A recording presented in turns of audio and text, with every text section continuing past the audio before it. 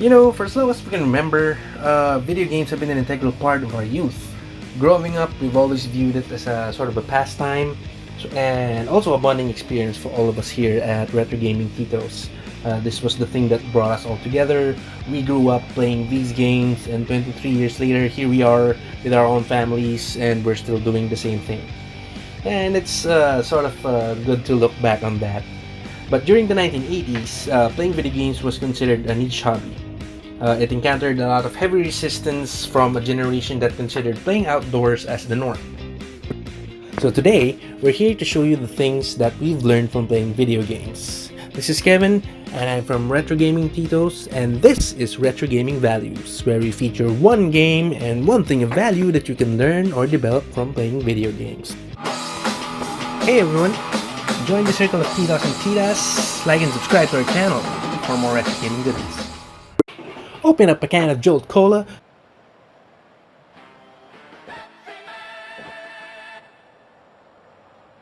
put on your checkered flannel long sleeves, and grab your deck. We're about to skate back in time with Tony Hawk's Pro Skater 2.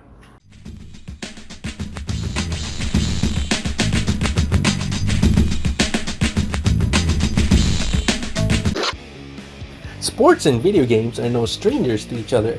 Even back in the day, this was a tried and tested formula that bridged the gap between gamers and sports enthusiasts alike. Enter the world of extreme sports. This high-octane, adrenaline-pumping, risk-taking industry has taken the world by storm. And at the forefront of it all, skateboarding. Imagine having a piece of wood with 4 wheels attached to it. Can you ride one of those? Of course not, let alone do other things with it. So back then, it was really mind-blowing to see people do stuff with a skateboard. You can't mention skateboarding without mentioning Tony Hawk. He was one of the most iconic and beloved pro skaters during his era. He's mostly known for a move unique only to him, which was called the 900. Now remember everything I said earlier about skateboarding and how impossible it was to do anything with it? Now imagine one person riding a skateboard, going up a vert, and doing 5 complete revolutions. 5 complete revolutions. 5 times, 5 times, 5 times, 5 times. That's entirely impossible even up to this day. It was a very difficult feat, and he was famous for doing all of that. Now, game developers caught wind of this and decided to take it digital, and the rest was history. Watching pro skaters back then was a surreal experience. We were like, whoa, what am I watching? This is so cool.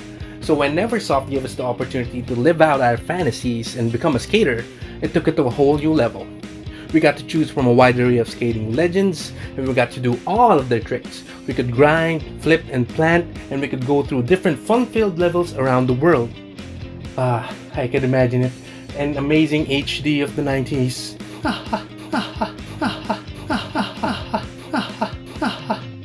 You can freely skate areas available inside the game. However, if you want to mix things up, you got completion goals, and the game also has a progression system to help keep things more interesting. Each level contains different tasks that will further enhance your experience. You got your standard high score challenges, collectibles, and area-specific goals. Each skater starts off with base stats. Once you've earned enough cash from completing goals and participating in tournaments, you can improve these stats and ultimately max them out. This can help you reach areas that were previously impossible to get to, and this can also help you grind the game to 100%. Aside from the wide range of tricks that you already have in your arsenal, you also have the option to choose, equip, and purchase specific tricks that you would like your skater to have. Want to see somebody else do the 900? By all means. Costumes and deck designs are part of the skateboarding lifestyle, and the game does its best to incorporate it. Choose from a wider range of skateboards, and you can either choose from Style A or Style B for your selected skaters. As with any 90s games, the cherry on top was the unlockables and codes that could help you take the experience to a whole new level. Spider-Man does whatever a skater can. Tony Hawk's Pro Skater 2 is a game with a high skill ceiling, since it's up to the player on how he or she will approach the game. This now leads us to the skill that we've developed while playing this game: creativity. Considered as one of the highest rated video games of all time, there are a ton of reasons why we chose creativity as the skill that we mostly developed while playing this awesome game. With a total of 112 tricks at your disposal, the player has the ability to string together tricks into one combo to get the most points possible. Sure, you can mash tricks randomly and this might work to some extent, but you have to take into consideration that different tricks do not have the same airtime, recovery, and animation. Repeating the same trick over and over isn't advisable as well due to diminishing returns. This game mechanic encourages players to be creative in executing tricks and play every skate park dynamically, especially in career mode where you need to do some high score combos while also completing other goals under 2 minutes per run. Another feature of the game that can boost a player's creativity is the Park Editor mode, where you can design your own skate park from scratch. In this mode, you can use your imagination to build a skate park by using a wide variety of ramps, half pipes, quarter pipes, flat bars, slope rails, stairs, vert walls, and even an empty swimming pool. Another cool thing you can add are gaps that can be triggered by setting a starting and ending point, in which you need to do a trick by either jumping, grinding, or doing a manual over it.